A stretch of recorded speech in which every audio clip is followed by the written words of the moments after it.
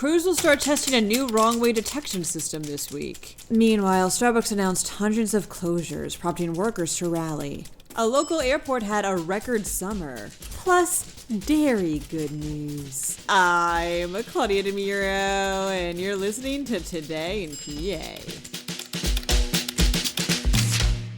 PennDOT has started testing out a new wrong-way detection system on Route 28 this week, reports the Union Progress. This $4.8 million system, which uses sensors, detectors, and cameras to identify anyone driving the wrong way, and which activates signs and lights to warn drivers, has been in the works on Pittsburgh's north side for the past few months, and now crews will work from 8 p.m. to 5 a.m. to see how it works. This will cause some traffic stoppages, so just know that if you're driving around the area in the coming days. It should be fully operational in the early spring.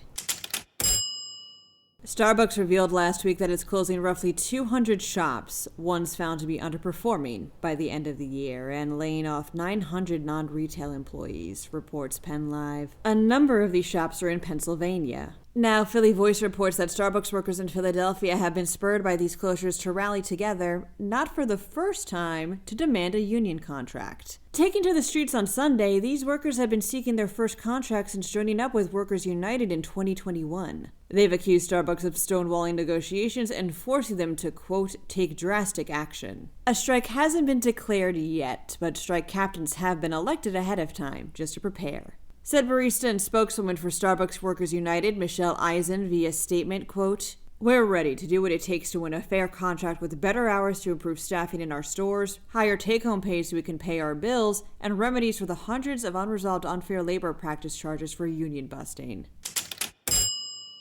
Lehigh Valley International Airport had quite the summer, states Lehigh Valley Live. The airport had a record-breaking season from June through August, with nearly 300,000 passengers walking through their doors. ABE expanded its route offerings and continues to do so, like with that nonstop service to Fort Myers that's coming in November, as well as its air cargo operations. Here's some dairy good news, says CBS Local Philadelphia. Amelia Dilbero, a Philadelphia cheesemonger who some might recognize by her TikTok punk rock Parmigiano, made history at the Cheesemonger Olympics in France the other day by being the first American ever to take home the gold. Amelia and teammate Courtney Johnson both competed in the Mondial du Fromage, which included a written test, a blind tasting, and even a cheese sculpture, among other things. Guess she provoloned herself to be a true cheese master. And that is it for today. For even more news, drop by PennLive.com. Also, please remember to rate this podcast wherever you may listen to it, and to leave it an honest review as well. Thanks in advance, and as always, thanks for listening.